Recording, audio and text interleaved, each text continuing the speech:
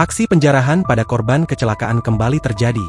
Kali ini, peristiwa kurang menyenangkan ini menimpa truk pengangkut cumi-cumi yang mengalami kecelakaan di Jalan KL Yos Sudirman, Medan, Sumatera Utara, pada Jumat, 7 Maret 2025. Bahkan dalam rekaman video yang beredar, warga terlihat berebut mengambil cumi-cumi yang telah berhamburan di jalan itu. Peristiwa tersebut salah satunya dibagikan ulang akun Instagram Fed Gramindo, Sabtu, 8 Maret 2025. Sejumlah warga berebut ambil cumi dari truk yang alami kecelakaan di Medan, tulis pengunggah dalam video.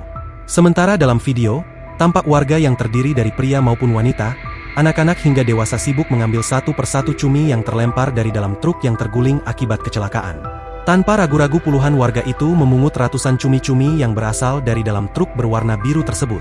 Bahkan beberapa sengaja membawa kantong hingga ember untuk mengangkut hasil jarahan cumi dalam jumlah banyak.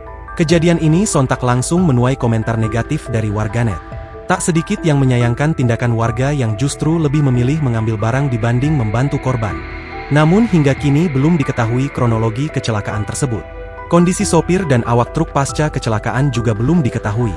Download Tribun X sekarang, menghadirkan lokal menjadi Indonesia.